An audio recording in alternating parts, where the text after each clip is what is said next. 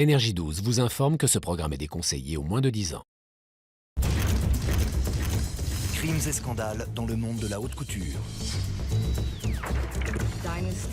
Dynasty, Dallas, Falcon Crest, toutes ces histoires paraissent improbables. Et pourtant, ce genre de choses arrive. Une famille qui ne cesse de se déchirer. Toutes ces querelles internes, tous ces contentieux familiaux, la maison Gucci a fini par s'effondrer. Et à l'affût, une femme dont la soif d'argent semble impossible à satisfaire. Elle avait l'impression qu'elle pouvait faire ce qu'elle voulait, qu'elle était au-dessus de la loi. Haute couture, Cuba et vengeance à l'italienne sont au programme de cet épisode de Crime en haute société.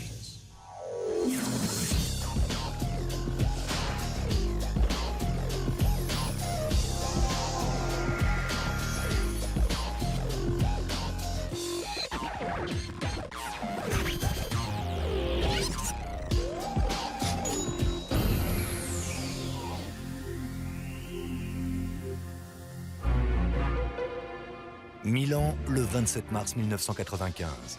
Il est 8h30 du matin et Maurizio Gucci marche tranquillement vers son bureau. 18 mois après avoir été évincé de la présidence de ce mastodonte de la mode, il cherche à se reconvertir pour bâtir un nouvel empire. Alors qu'il pénètre à l'intérieur du bâtiment, un homme surgit derrière lui et lui tire dessus à 3 reprises. Gucci s'effondre, gravement blessé. Mais pour s'assurer qu'il ne témoignera jamais, l'assassin lui loge une 4e balle, dans la tête cette fois-ci. Un homme arrive à l'entrée du bâtiment, le tueur se retourne et tire à 2 nouvelles reprises. L'homme est touché au bras. L'assassin court jusqu'à une voiture qui l'attend un peu plus loin et disparaît dans les rues de Milan.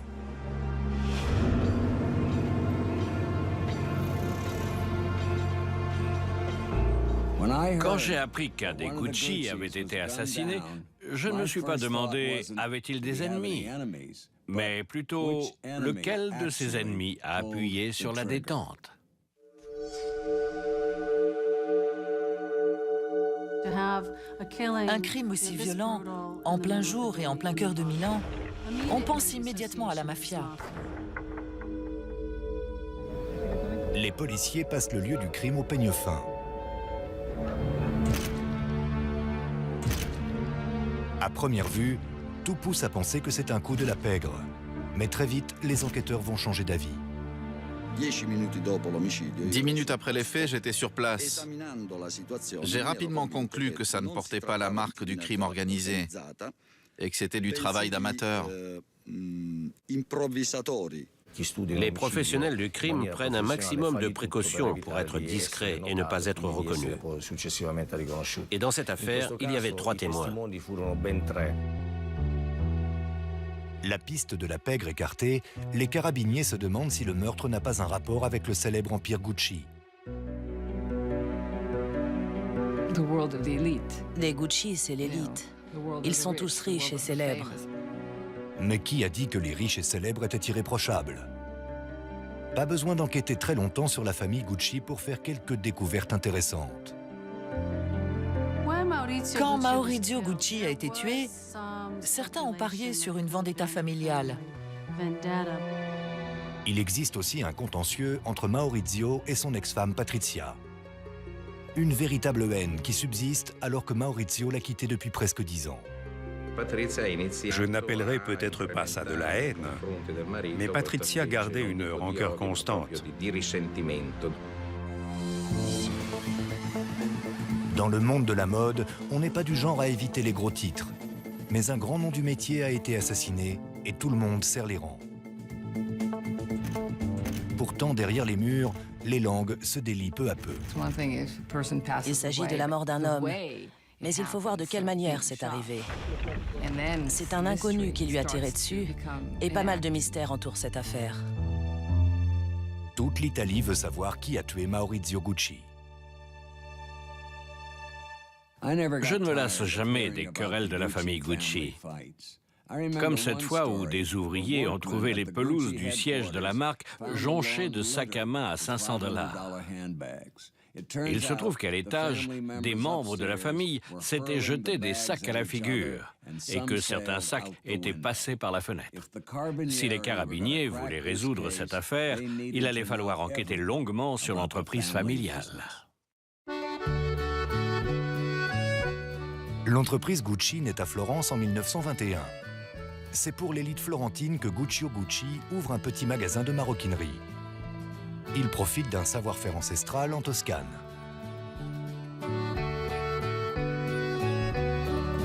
Pendant les 2 décennies qui suivent, la marque Gucci prospère et grandit. Les 3 fils de Guccio intègrent l'entreprise familiale et très vite, on parle d'expansion. Le fondateur de la marque voulait rester à Florence, mais ses fils lui disaient « Allons ouvrir une boutique à New York ». Et Guccio leur rétorquait « Pourquoi partir aussi loin? Restons en Italie ». Ses fils savaient que déménager à New York leur ouvrirait les portes d'un tout nouvel univers. Une nouvelle clientèle très chic découvre la marque. Tout autour du globe, les chaussures et les sacs à main Gucci deviennent des signes extérieurs de richesse et la famille Gucci intègre la jet-set internationale. Des stars du cinéma comme Frank Sinatra ou Sammy Davis Jr. portaient leurs chaussures. Les membres de la famille Gucci fréquentaient des célébrités, des princesses, des comtesses, et ils y prenaient goût. À la tête de l'entreprise, une certaine stabilité s'est installée.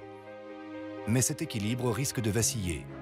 L'un des 2 frères a 3 fils et l'autre n'en a qu'un, Maurizio.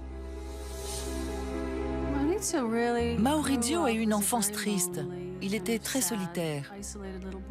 Il était fils unique et sa mère est morte quand il avait 5 ans. Par conséquent, son père a eu tendance à trop le couver. Maurizio étant fils unique, l'équilibre du pouvoir va être mis à l'épreuve. Maurizio et son père possèdent la moitié de l'entreprise. L'oncle de Maurizio et ses 3 cousins doivent se partager l'autre moitié. Gucci est comme beaucoup d'entreprises familiales en Italie. Il y a beaucoup d'héritiers, et quand on arrive à la 2e ou la 3e génération, toutes les parts de la société sont disséminées et réparties entre les nombreux héritiers. Ce cas de figure est très fréquent. Si l'entreprise est bien entre les mains de la famille Gucci, on ne sait pas où va l'argent. Beaucoup de secrets financiers n'ont pas été révélés à la jeune génération. Et c'est Paolo Gucci qui va mener l'enquête. Il veut savoir pourquoi, en 1978, les magasins Gucci ont réalisé un chiffre d'affaires de 48 millions de $ aux États-Unis, mais sans faire de bénéfices. Ce que Paolo ignore, c'est que le plus gros de l'argent est détourné sur des comptes offshore par son père et par son oncle. L'animosité grandit jusqu'à ce que Paolo découvre des documents qui confirment la comptabilité créative de son père. Il les expédie aux tribunaux américains.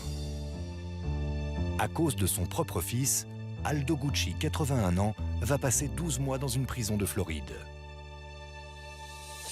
Mais Paolo n'est pas le seul à faire des vagues. Maurizio, le cousin timide et peu sûr de lui, tombe amoureux d'une femme, Patrizia Reggiani. Elle prétend être l'enfant illégitime d'une serveuse et d'un magnat des transports.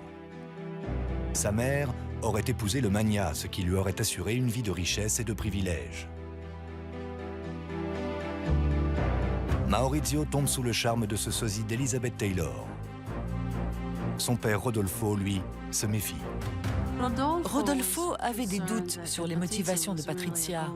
Il se demandait si elle n'était pas avec Maurizio uniquement pour sa fortune et sa réputation. Rodolfo ne l'aimait pas et il ne lui faisait pas confiance. Pour la première fois, Maurizio tient tête à son père et épouse Patrizia. Pendant les mois qui suivent, Rodolfo refuse d'adresser la parole à son fils et de travailler avec lui au sein de la marque. Pendant ce temps, Patrizia travaille à son chef-d'œuvre. Elle n'a qu'un objectif en tête, transformer son timide mari en businessman impitoyable. Elle le pousse à affûter son sens des affaires et à rencontrer les élites. Mais les Gucci n'accepteront jamais Patrizia. Elle était intégrée à la haute société, mais pas à la famille Gucci, qui la voyait comme une diva extrêmement égocentrique. Imaginez ce clan qui connaît déjà des problèmes et qui doit accueillir cette étrangère. Elle arrive et elle dit « Je prends les rênes dorénavant. Merci de vous en référer à moi. » Un fils qui lutte pour se faire une place dans l'entreprise familiale. Une épouse manipulatrice qui aiguise les griffes de son mari. 5 membres d'une même famille qui fourbissent leurs armes. C'est la catastrophe assurée. En 1995, l'assassinat de l'ancien patron de Gucci, Maurizio Gucci, fait l'effet d'une bombe dans le monde de la mode et dans toute l'Italie. Très vite, on suspecte sa famille. Tout le monde sait que chez les Gucci, l'argent a toujours pris le pas sur la famille. C'était une famille constamment sujette aux disputes et aux contentieux. Il y a eu un moment où, entre l'Europe et les États-Unis, il y avait plus de 20 procès entre différents membres de la famille. Les 6 Gucci au conseil d'administration se livrent une guerre d'influence. Et tous les coups sont permis. Aiguillonné par sa femme, Maurizio Gucci veut réaliser un vrai putsch et ne laisser que des miettes à ses cousins. On se dit que ces terribles batailles ont forcément nui à la marque. Mais plus le nom des Gucci apparaît sur les tabloïds, plus les gens veulent s'afficher avec le logo au double G. Mais popularité ne rime pas toujours avec succès. Les Gucci se sont mis à accorder des franchises à tour de bras. Et en juillet 1982, l'un des Gucci en a assez. Lors d'une réunion du conseil d'administration, Paolo décide de prendre les choses en main. Toute la famille était réunie pour s'occuper de la comptabilité. Et Paolo est arrivé avec un magnétophone. On ne sait pas exactement ce qui s'est passé. Certains disent que Maurizio a essayé de retenir Paolo, d'autres disent que Giorgio a essayé de lui prendre le magnétophone. Ce qui est sûr, c'est qu'il y a eu une bagarre et que ça a coûté à Paolo une grosse balafre près de l'œil. Il a hurlé, il a récupéré le magnétophone et il s'est enfui du bâtiment situé rue Tornabuoni, au centre de Florence. Les gens aiment voir que les riches ne sont pas forcément plus heureux qu'eux. Ces gens-là sont à la tête d'un empire et ils ne cessent de se déchirer au risque de dilapider cet argent qui est la dernière chose qui les unit. Le lendemain de l'incident du magnétophone, Paolo intente un procès à ses proches qui pourrait leur coûter des millions de dollars. Mais ce n'est pas le pire des soucis pour la maison Gucci. En seulement quelques années, la marque qui se voulait prestigieuse est devenue grand public. C'étaient de vrais toxicomanes. Ils étaient accros à l'argent facile. Ils accordaient des franchises à tout va et ils se ruaient sur l'argent. Mais ça écornait l'image de la marque, parce que lorsque des accessoires de mauvaise qualité portent le logo double G, on passe de la haute couture au ridicule. Tant que l'argent continue d'affluer dans les caisses, les cousins Gucci comptent bien continuer de vendre leurs marchandises au grand public. Mais Maurizio rêve de rendre à la marque ses lettres de noblesse. Et il choisit le moment idéal. Au début des années 1980, le monde de la mode commence à se passionner pour l'Italie. Milan s'apprête à devenir le nouveau Paris, et Maurizio y voit une opportunité en or. La marque Gucci peut devenir le fer de lance de cette nouvelle industrie italienne, mais elle doit impérativement se recentrer sur le haut de gamme. En 1983, à la mort de son père, Maurizio est prêt à jouer un nouveau rôle. Il a hérité de 230 millions de dollars et de la moitié des actions de la société. Encouragé par Patrizia, Maurizio essaye de prendre le pouvoir et de repositionner Gucci sur le marché du luxe. Mais son oncle et ses cousins possèdent l'autre moitié de cet empire. Et ils refusent de céder. Pourquoi j'écouterais Maurizio Gucci? Moi, Paolo, je sais ce qui est bon pour cette entreprise. Les héritiers étaient tous très riches, mais ça ne les empêchait pas d'être gourmands. Et ils voulaient continuer à exploiter ce filon. Et ce n'était pas compatible avec ce que voulait Maurizio Gucci. Avec toutes ces tractations, Maurizio a moins de patience envers Patrizia et moins de temps à consacrer à ses deux filles. Patrizia n'arrêtait pas de le critiquer, de se plaindre qu'il n'était pas assez ceci, qu'il ne faisait pas assez cela, et qu'à sa place, elle ferait mieux. Il l'a écoutée pendant un moment, jusqu'au jour où il en a eu assez. Un jour, il a pris quelques affaires dans une valise. Il a dit à Patrizia et à ses deux filles qu'il partait en voyage d'affaires à Florence, au siège de Gucci. Il les a embrassées et il est parti. Et il n'est jamais revenu. Patrizia s'est habituée à ses pantoufles à 900 $, à ses visites quotidiennes dans les salons de coiffure les plus chics de Milan et à ses sorties shopping à 300 000 $. Tout ce qui fait d'elle une épouse Gucci. D'ailleurs, depuis leur séparation, Patrizia continue de garder un œil sur le business de Maurizio. Au moment même où Maurizio s'apprête à restructurer la société, il subit un nouveau coup dur. Son cousin Paolo lui en veut toujours et il a adressé un dossier aux autorités italiennes qui prouve que le yacht à $1 million acheté par Maurizio a été payé grâce à un compte offshore de son père. Il s'agit donc clairement d'évasion fiscale. Lorsque les autorités italiennes viennent chercher Maurizio, il panique, saute sur sa moto et fonce vers son chalet dans les Alpes suisses.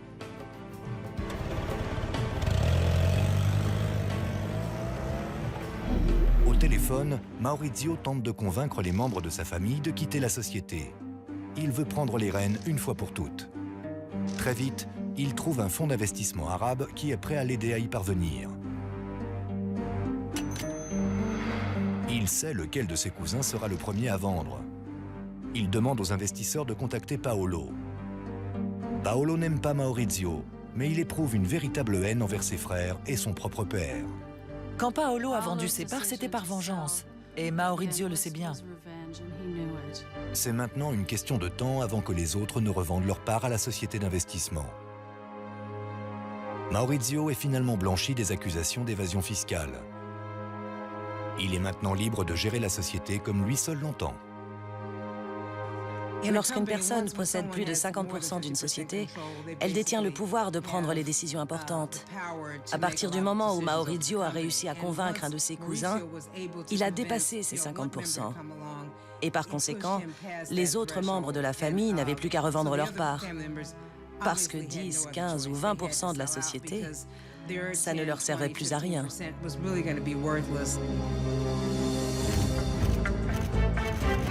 Maurizio est maintenant le dernier Gucci de la société éponyme et il peut enfin redorer le blason de la marque.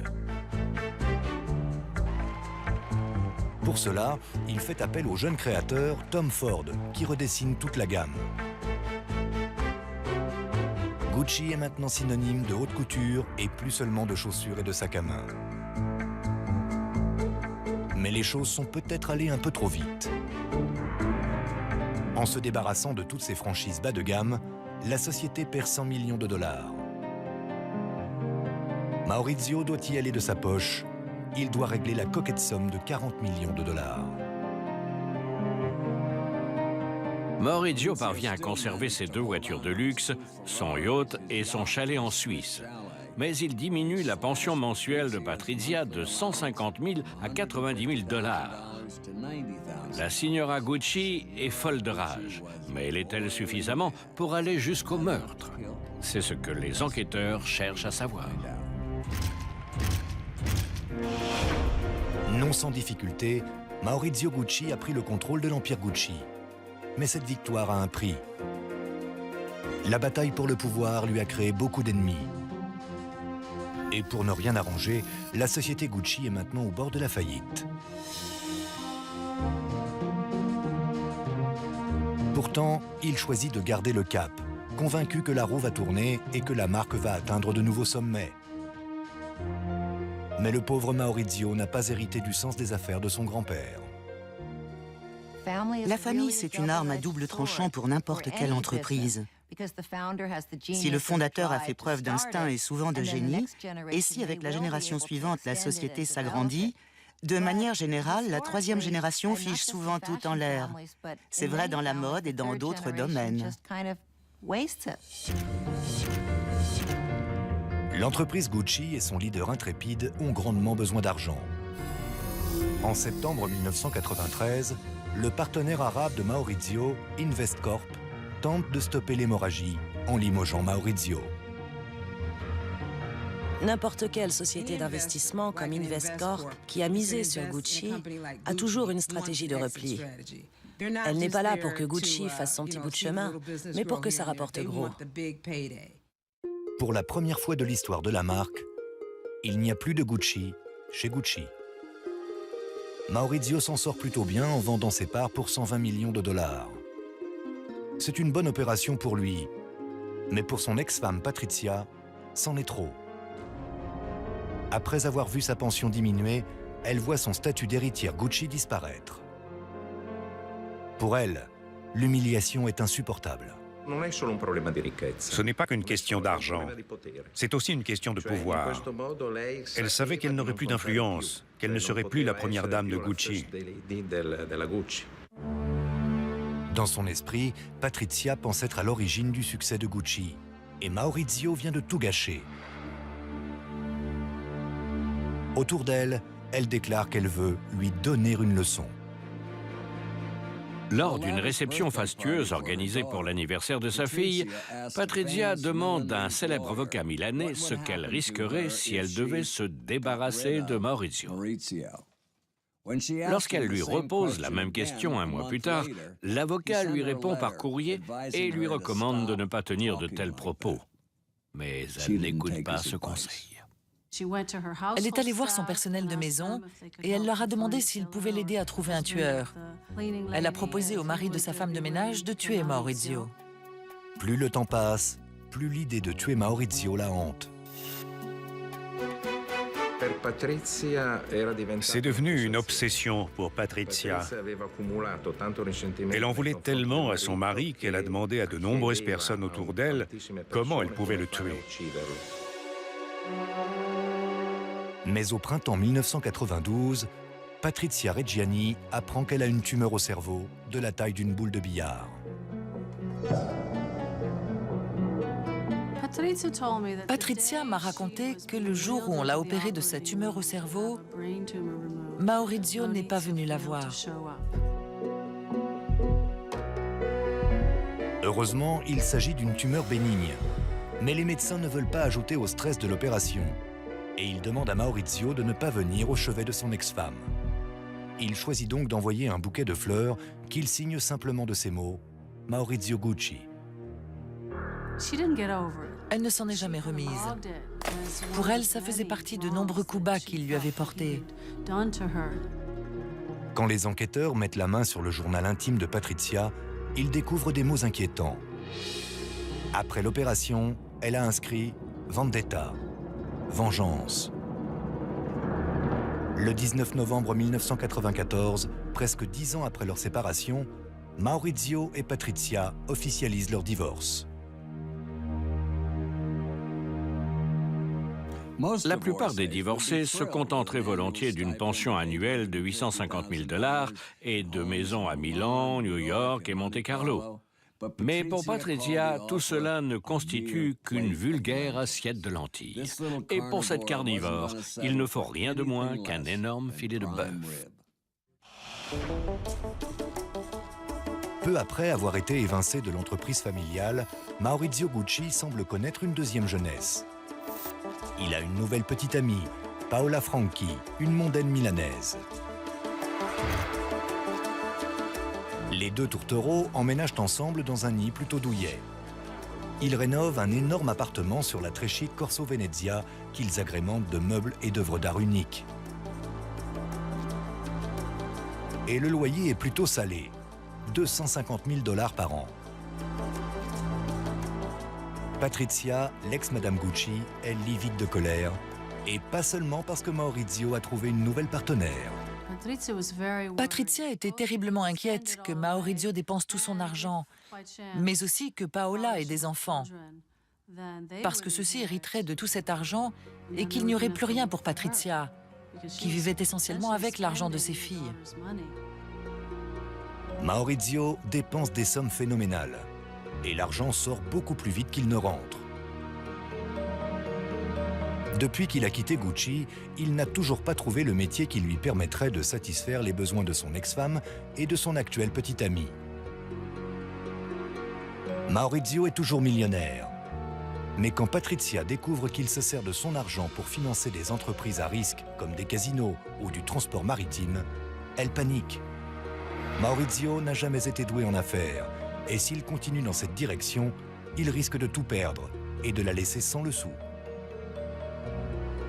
Mais elle se dit que s'il arrivait quelque chose à Maurizio, s'il venait à disparaître, son argent serait en sécurité. Patricia se tourne vers sa meilleure amie, une certaine Pina Auriemma, et lui demande conseil. Pina et Patricia partagent la même passion pour la voyance et le surnaturel. Elles considèrent qu'en s'associant toutes les deux, elles trouveront forcément une solution. Pina a emmené Patricia chez plusieurs voyants. Elle s'en remettait vraiment à ses croyances et à ses superstitions. La presse italienne surnomme Pina la Maga Nera, la sorcière noire. Avec Patricia, elles ont fait le tour des voyants et des médiums. Et à présent, elles sont prêtes à planifier un meurtre. Pina et Patricia ont quelques connaissances en magie noire. Mais planifier un meurtre, c'est une toute autre histoire. Pina contacte le portier d'un hôtel miteux des quartiers chauds de Milan. Ce n'est qu'un petit délinquant, mais il dit connaître l'homme de la situation.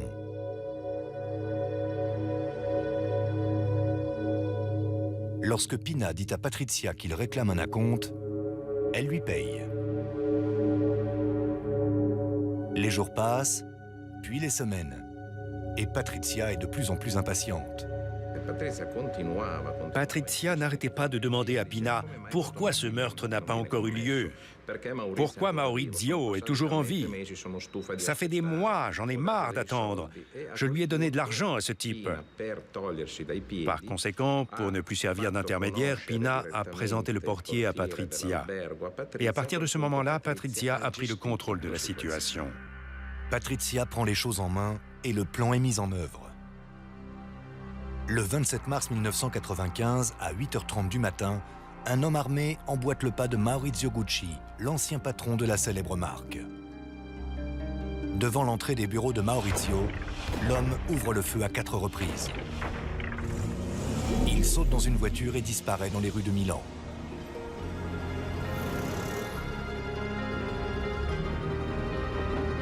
Tandis que Maurizio rejoint sa dernière demeure, la polémique enfle déjà. Un meurtre commis en plein jour, de sang-froid, dans les rues de Milan, ça n'arrive pas tous les jours. Grâce aux témoins, on dresse un portrait robot du tueur. C'est un homme âgé entre 40 et 45 ans, vêtu d'une veste en jean et d'une casquette de baseball. Les enquêteurs savent qu'après des années de tractation commerciale, la victime ne manque pas d'ennemis. Mais la petite amie de Maurizio, Paola, désigne un autre suspect.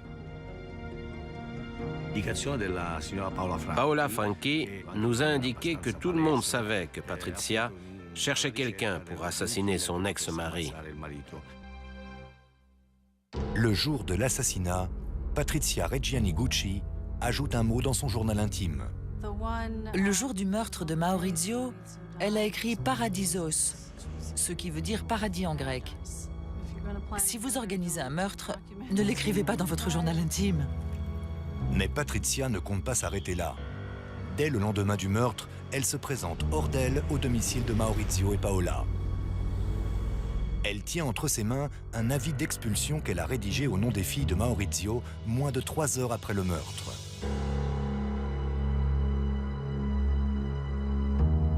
Paola Franchi doit faire ses valises et quitter les lieux pour faire place à l'ex-femme de Maurizio. Alors que Patrizia se prélasse dans son nouvel appartement, les enquêteurs peinent à reconstituer ce qui s'est passé. L'ex-femme fait partie des suspects, mais il faut aussi enquêter sur les nombreuses personnes qui ont travaillé avec la victime. Les enquêteurs passent plusieurs jours au siège de Gucci. Ils cherchent un indice qui pourrait les orienter vers un meurtre. Mais ils repartent les mains vides. Ils explorent aussi la piste de la mafia.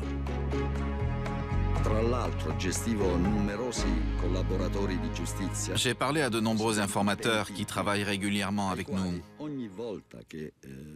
Pendant l'enquête, je leur ai demandé à de nombreuses reprises s'ils savaient quelque chose sur l'assassinat de Gucci. Et de manière systématique, tous m'ont répondu que cet homicide n'avait rien à voir avec le crime organisé.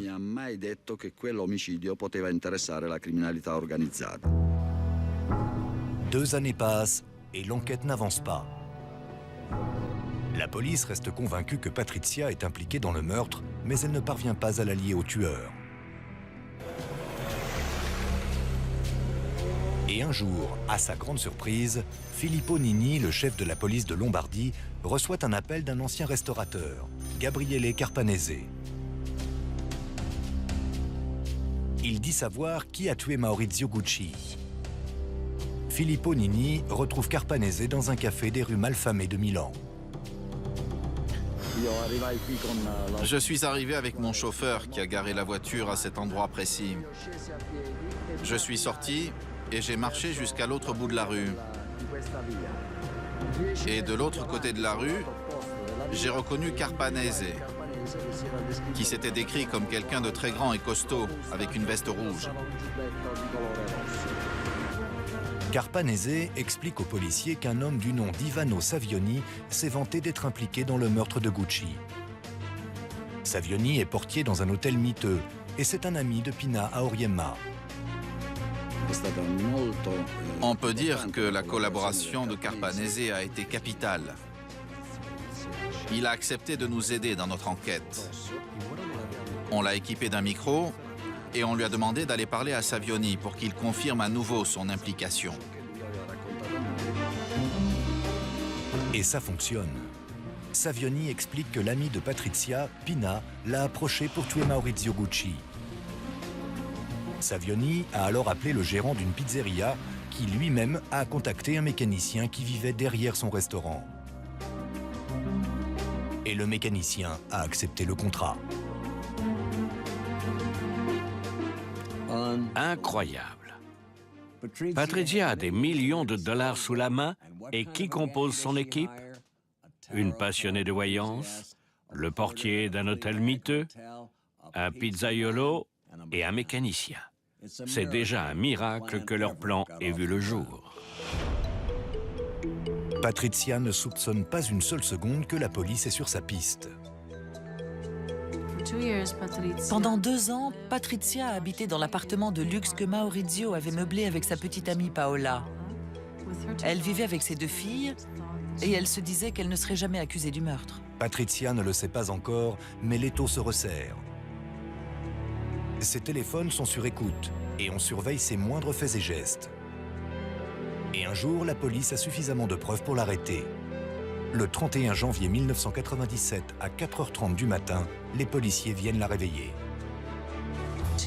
Elle a demandé aux policiers de patienter quelques instants et quand elle est revenue, tout le monde est resté bouche bée parce qu'elle était en manteau de vison avec ses bijoux et ses diamants. C'est typique du personnage. Patrizia Reggiani nous a dit qu'il n'était pas question qu'elle enlève son manteau ou ses bijoux, parce qu'elle ne sortait jamais sans eux. On les lui a laissés.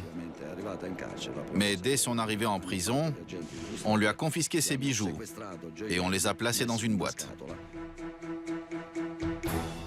Patrizia un jour a déclaré aux journalistes « Je préfère pleurer dans une voiture de luxe plutôt que d'être heureuse sur un vélo ».